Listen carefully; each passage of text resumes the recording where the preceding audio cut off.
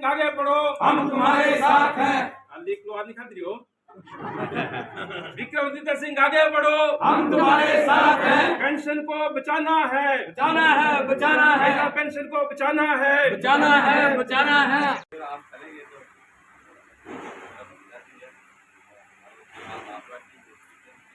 जी जो सीपीएम के नेता हैं और अच्छे इंसान हैं, वो सब देख रहे हैं। मेरा कहने का अभिप्राय वो वक्त चला गया, हम लोग जिसको मर्जी दे दें। अब ये सोचने का वक्त है। मोदी क्या समझा गया, उन्हें जो भेजा वही बन गया। अरे हम लोग बेवकूफ है, पता तो लगे कौन है। बोले हम फौजियों की बड़ी इज्जत करते हैं, बड़ी रिस्पेक्ट करते हैं, ये तो फौजियों की बदनामी करते हैं। कांग्रेस वाले ऐसा नहीं बोलते। लेकिन वो खुशहाल भारद्वाज का ना, सॉरी खुशहाल ठाकुर कहाँ गया, वो जो अवार्डी था कारगिल का, उसको पिछली बार लड़ाया, अब क्यों नहीं लड़ाया? करके तो उसकी कोई सिक्योरिटी फॉरफिट थोड़ी हुई। मार्जिन ऑफ वोट से आ रहा था 8,000 वोटों से, 4,000 वोट पड़ते तो वो भी निकल जाता बेचारा। ये हमारे को बेवकूफ समझते। पहले आया दुबई से, अब आया मुंबई से, अरे पट्टा है तो फिर क्या बनना, बड़ा मुश्किल है। तो दोस्तों सबकी सब समझदारी से काम करने के लिए मैं ऐसा समझता हूँ, मैंने पंडित सुखराम जी का नाम। फिर आया राजा वीर जो स्टील मिनिस्टर रहे, 5200 रुपये उस वक्त रेट था सरिये का, लोहे का। सरिया नहीं, उसमें एंगल आता है, पाइप्स आते हैं, चादर आती है, 3000 के। और जब तक वो दिल्ली में मंत्री रहे, 1 रुपये का भी इंक्रीज नहीं। बुजुर्ग को हमीरपुर का नेता जो अनुराग है, उनकी बल्ले वो बड़ा लीडर है, बड़ी छाव है उसकी। हाँ? मेरे आप लोगों से दरख्वास्त है, ये नौजवान साथी 34 साल सिर्फ उम्र है, अरे अब वोट तो देना ही है।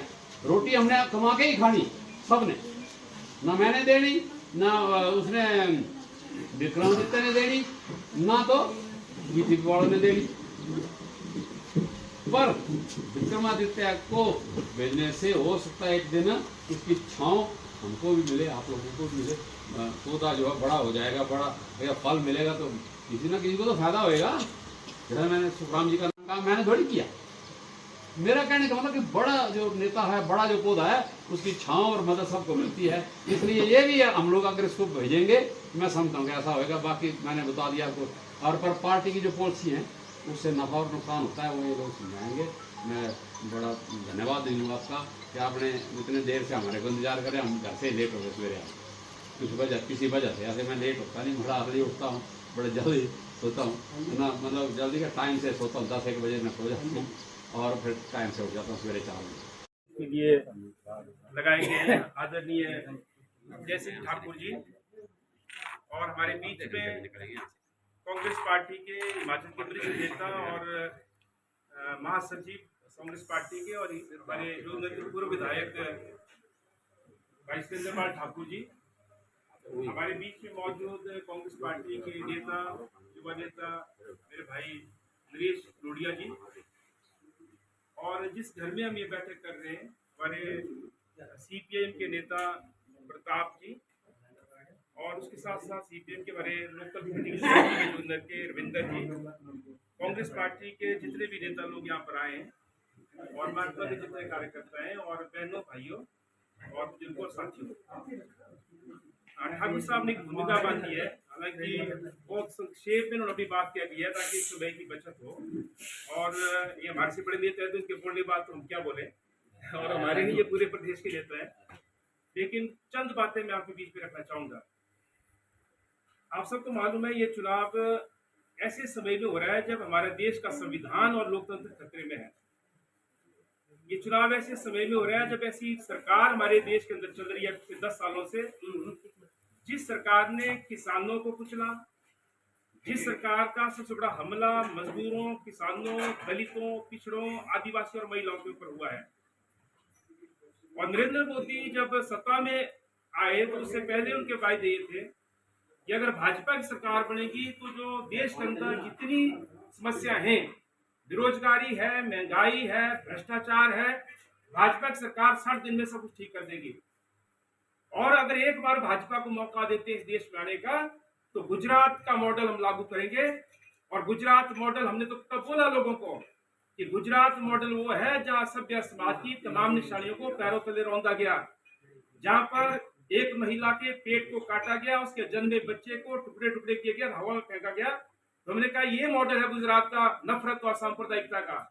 तो अगर भाजपा देश की सत्ता में आएगी तो इस देश के अंदर नफरत को फैलाएगी, इस देश के अंदर जो गरीब है, दलित है, पिछड़ा है, आदिवासी है, मजदूर है, किसान है, उसके हकों को छीनेगी।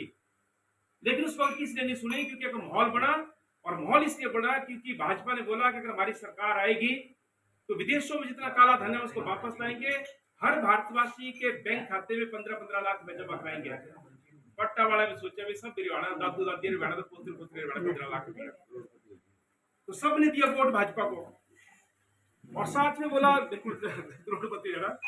और उसके बाद जो क्या बोले कि अगर हमारी सरकार आएगी तो हम हर साल 2 करोड़ नौकरियां पैदा करेंगे। उसका मतलब है 10 साल में 20 करोड़ नौकरियां लगनी चाहिए थी, हमारे बच्चों को नौकरियां मिलनी थी। उन्होंने कहा हमारी सरकार आएगी, हम अपनी सेना को मजबूत करेंगे, और उसके साथ साथ जो है अगर कोई हमारे सीमाओं का अतिक्रमण करेगा तो हम उसको नहीं बख्शेंगे, आंख फोड़ देंगे, एक सैनिक को मारेंगे तो हम 40 बदले मारेंगे। और ये भी कहा कि हम इस देश के किसानों की आमदन को दुगना करेंगे। अनेकों वायदे लेकर क्यों आई। ये जो कांग्रेस के राज में, यूपीए के राज में ये जो 450 रुपए का गैस सिलेंडर मिल रहा है, ये महंगा है, और हम इसको जो है आधी कीमत पर लाएंगे। मोदी जी ने बोला था, भाजपा ने बोला था। ये जो 55 रुपए लीटर तेल मिल रहा है पेट्रोल, हम इसको जो है 30 रुपए लीटर तक लाएंगे। लेकिन सत्ता में आने के बाद वो सारे वायदों को भूल गई।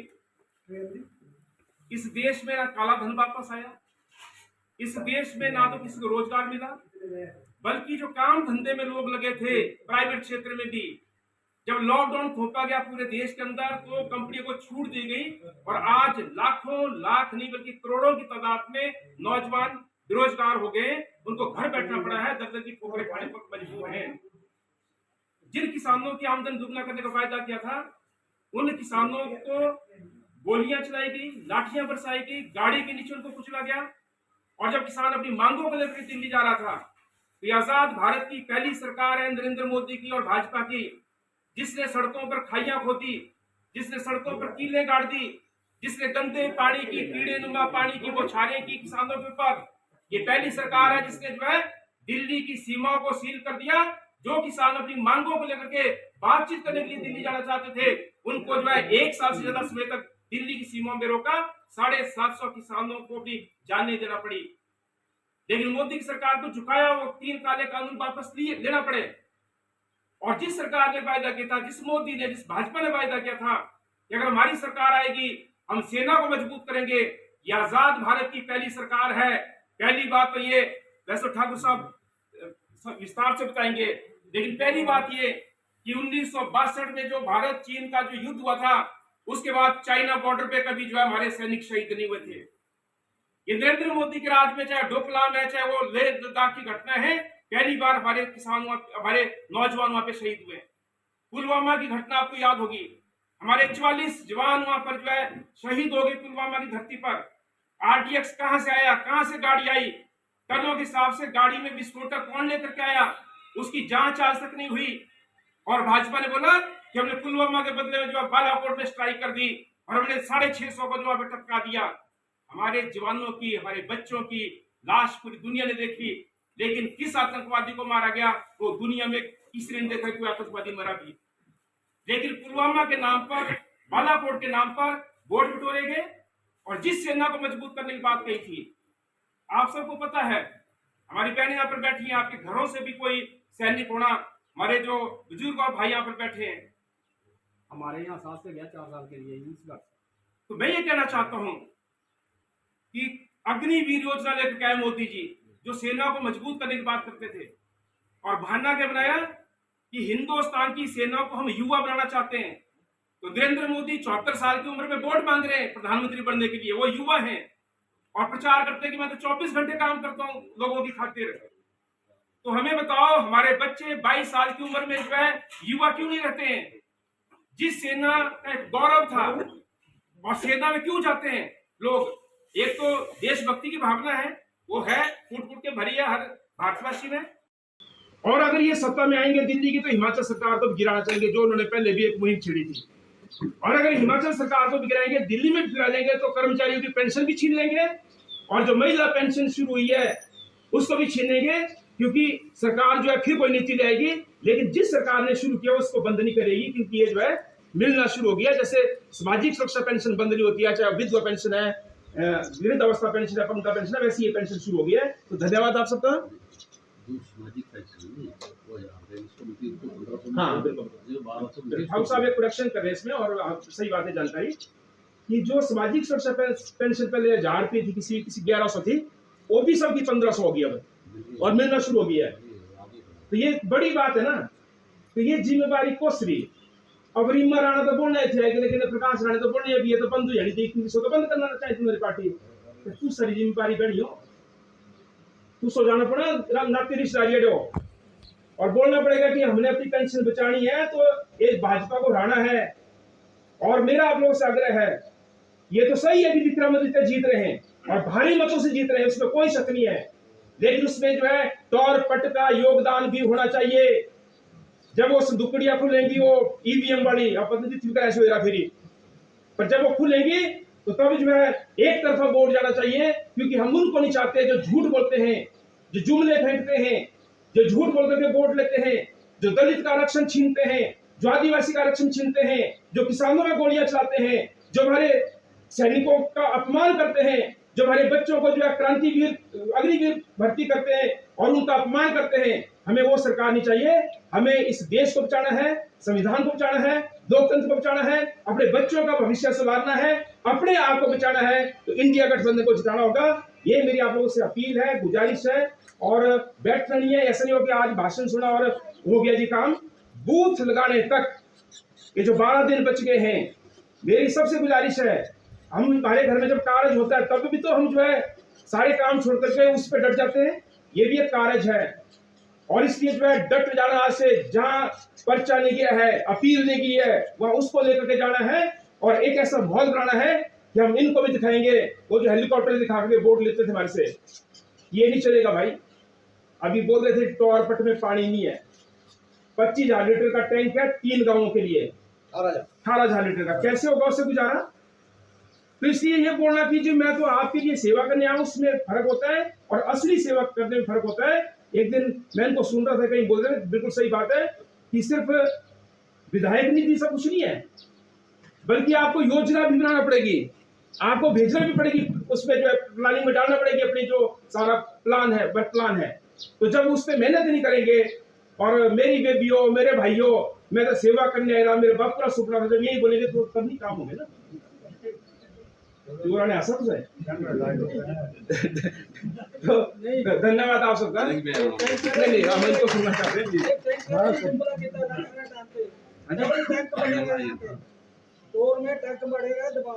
जब आचार संहिता खत्म होगी, क्योंकि इस मुद्दे पे हम जो है एक्शन साहब के पास चलेंगे, सरकार के समक्ष चलेंगे, और अभिनोत्री जी बल्कि मंत्री उनसे भी बात करेंगे इस पर, हम साहब को भी ले चलेंगे।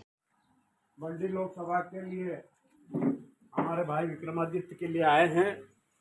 इस अवसर पर उपस्थित हमारे लोकप्रिय जनसेवक, लोकप्रिय पूर्व विधायक आदरणीय सुरेंद्रपाल सिंह जी, हमारे कम्युनिस्ट पार्टी के हमारे क्रांतिकारी नेता भाई भारद्वाज जी, हमारे कांग्रेस के वरिष्ठ नेता, युवा नेता भाई नरेश जी, प्रधान जी, और यहाँ उपस्थित सभी मेरा आदरणीय सम्मानित वरिष्ठगण, उपस्थित देवियों और सज्जनों, साथियों, वैसे तो भारद्वाज जी ने अब हमारे बोलने के लिए कुछ छोड़ा ही नहीं है, जो बढ़िया बोले हैं।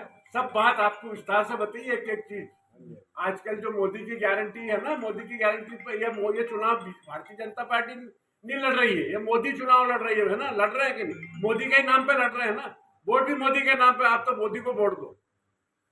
तो मोदी की गारंटी तो भाई साहब ने बताई दी आपको सब, कि उन्होंने 14 में क्या क्या गारंटी दी थी, 15 लाख, 2 करोड़ रोजगार, ये सब बात पूरी विस्तार से आपने, भारद्वाज जी ने आपको बता दी है ना। उम्मीदवार की बात है, हमारा आपको कोई बात बताने की जरूरत ही नहीं। आप खुद हिमाचल प्रदेश के इस देवभूमि के आप लोग हो, और हमारे राजा वीरभद्र सिंह को आपने कई बार यहाँ पर मुख्यमंत्री बनाया, उनके पुत्र हैं वो। उनको सच्ची श्रद्धांजलि वीरभद्र सिंह को यही होगी कि हम इस पौधे को लगाएं और इसकी छांव भविष्य में हम सब लोगों को मिले, आप लोगों को मिले, हिमाचल को मिले। यही मेरी आप लोगों से गुजारिश है। तो जो ये चुनाव जो हो रहा है मोदी जी, दो मुद्दों पे ज्यादा लड़ रहे हैं। एक तो उनकी मोदी की गारंटी, तो मोदी की गारंटी तो गिना दी। एक मुद्दा में छूट गया तो मैं बता दूं, भ्रष्टाचार। अब देखा होगा आपने, भ्रष्टाचार की बात बहुत करते हैं मोदी जी, करते हैं कि नहीं करते हैं कि मैं भ्रष्टाचार जड़ से मिटा दूंगा, मैं भ्रष्टाचारियों को जेल में बंद कर दूंगा, बड़ा चिल्ला चिल्ला के बोलते हैं वो। लेकिन आपने देखा भ्रष्टाचार कैसा निकल के आया इनका, जो आया कि नहीं आया निकल के। सुप्रीम कोर्ट ऑफ इंडिया ने जो फैसला दिया है इलेक्ट्रल बॉन्ड, वो कितना बड़ा भ्रष्टाचार है, हिंदुस्तान के सबसे बड़ा भ्रष्टाचार। और ये मोदी की आंख के नीचे हुआ, मोदी ने खुद करवाया। साथियों, मैं बताना चाहता हूं आपको कि मोदी इस लोकतंत्र को खत्म करना चाहते हैं, संविधान को खत्म करना चाहते हैं। जिस तरह से उन्होंने, चाहे ईडी के माध्यम से, जो भ्रष्टाचार की बात करते हैं, ईडी के माध्यम से, इनकम टैक्स के माध्यम से, सीबीआई के माध्यम से 140 नेताओं पर उन्होंने रेड डाली। कितने नेताओं पर? विपक्ष के 140 नेताओं पर। 140 नेताओं में से 121 को उन्होंने भारतीय जनता पार्टी में शामिल कर लिया, और जो उनके भ्रष्टाचार जो थे उनका, वो सब समाप्त हो गया। वो मोदी जी की जो है उसमें वो क्या कहते हैं उसको, अपनी धोने वॉशिंग मशीन में साफ होके क्लीन होके सब बाहर आए। इसका एक उदाहरण मैं बताता हूँ आप, छोटा सा, अभी 6 महीने नहीं हुए, मोदी जी भोपाल में आए थे आम सभा करने, है ना, ये विधानसभा चुनाव, हमारा विधानसभा हुआ मध्य प्रदेश के, उसके पहले उन्होंने पूरी मीटिंग ली थी, पूरे भारतीय जनता पार्टी के बहुत बड़ा 1-1.5 लाख लोगों को बुलाया। वहां पर उन्होंने बोला, मध्य प्रदेश का चुनाव, बात कर रहे हैं महाराष्ट्र की, मैं भ्रष्टाचारियों को नहीं छोड़ूंगा, मैं अजीत पवार को 3 दिन के अंदर, उसको आप भले से उठा के गूगल कर लेना, निकाल लेना, भोपाल में क्या बोला, 3 दिन के अंदर उसको मैं जेल में अंदर सीटे कर दूंगा। उसने 72,000 करोड़ रुपए का जो है भ्रष्टाचार किया, घोटाला किया है। और उनने 2 मिनट दिए उस बात को, अजीत पवार को, और तीसरे दिन उनको भारतीय जनता पार्टी में ले लिया और मुख्यमंत्री बना दिया। ये उनका भ्रष्टाचार। आप देख लो, भले सही है, आप रिकॉर्ड उठा के देख लो। और अभी आप 15 दिन पहले उसको क्लीन चिट मिल गई, 72,000 करोड़ का पूरा जो है उनको पूरी क्लीन चिट दे के, इनका कोई इनके ऊपर कोई भ्रष्टाचार हो गए। मैं बता रहा हूँ आपको, मतलब ये भ्रष्टाचार की जो बात करते, अरे इन जो नेताओं पर, चाहे हेमंत जो असम का मुख्यमंत्री है, भारतीय जनता पार्टी के लोगों ने उसके खिलाफ भयंकर आंदोलन करा, उसके भ्रष्टाचार, उसको पार्टी में ले लिया। ऐसे कई उदाहरण मालूम है आपको। और जो बेचारे जो नहीं है, उसके शरण में नहीं आए, वो जेल जा रहे हैं, मुख्यमंत्री तक जेल जा रहा है, अरविंद केजरीवाल को जेल भेजा, हेमंत सोरेन को जेल भेजा। तो ये तो मोदी जी का भ्रष्टाचार है साथियों। तो आप लोगों को यही बताना है कि जिस आदमी के नाम से लड़ रहे हैं, उस आदमी का गारंटी उसकी और उसका भ्रष्टाचार जो बातें करता है, वो हमारे बताए भाई साहब ने। अरे क्या, हमारे, मैं खरगोन जिले का प्रभारी था मध्य प्रदेश की लोकसभा में, वहां आकर आप वहां की खरगोन के लोग, आप देख लेना उसका भाषण, बोलता है 2 साइकिल तुम्हारे पास है तो ये कांग्रेस वाले छीन के ले जाएंगे तुमसे। मंगलसूत्र की बात बताई, 2 भैंस है तो 1 भैंस कांग्रेस वाले ले जाएंगे। कैसा भाषण दे रहा प्रधानमंत्री, देश का गरिमा का पद है, इस तरह के भाषण में आ रहे हैं।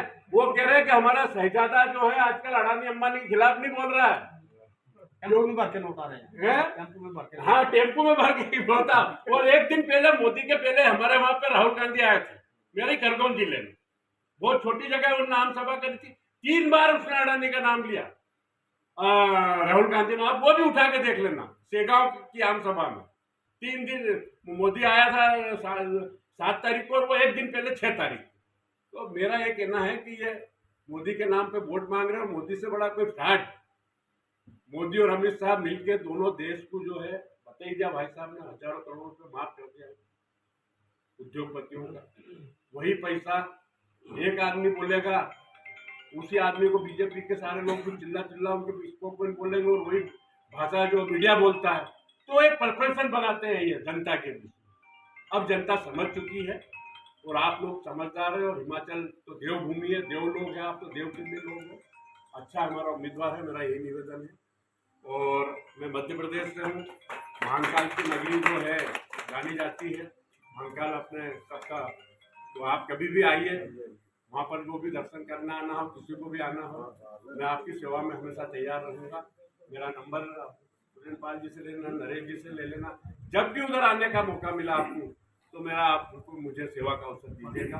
मैं एक बार फिर आप लोगों से ये निवेदन करूँगा कि आप विक्रमादित्य को, अभी आपको है ना, आपको यही आप ही नहीं, आपको तो भिड़ना पड़ेगा अभी भारत में। जैसा कि भारद्वाज जी ने बताया कि हमको लगना पड़ेगा ये चुनाव निश्चित रूप से ये देश के भविष्य का चुनाव है। ये लोकतंत्र को जो खतरे में जो डाल रहे हैं ना, ये लोकतंत्र का चुनाव है, ये देश के संविधान को बचाने का चुनाव है। तो मेरा हाथ जोड़कर निवेदन है आप लोगों से कि आप इस चुनाव में एक यज्ञ की भांति आहुति दें और इस बार विक्रमादित्य को जिताएं। धन्यवाद। जय हिंद। इंडिया गठबंधन जिंदाबाद जिंदाबाद जिंदाबाद। विक्रमादित्य सिंह आगे बढ़ो, हम तुम्हारे साथ हैं। विक्रमादित्य सिंह आगे बढ़ो, हम तुम्हारे साथ हैं। लाडी इलाके की एक आवाज, जिंदाबाद। आपकी बात है, लाडी इलाके की एक आवाज, विक्रमादित्य जिंदाबाद। जीतेगा भाई जीतेगा, विक्रमादित्य जीतेगा। हमारा एमपी कैसा हो, विक्रमादित्य जैसा हो। हमारा एमपी कैसा हो, विक्रमादित्य जैसा हो। जुमलेबाजों की सरकार नहीं चलेगी, नहीं चलेगी नहीं चलेगी। किसानों पर गोली चलाने वाली सरकार नहीं चलेगी, नहीं चलेगी नहीं चलेगी। पेंशन छीनने वाली भाजपा सरकार नहीं चलेगी, नहीं चलेगी नहीं चलेगी।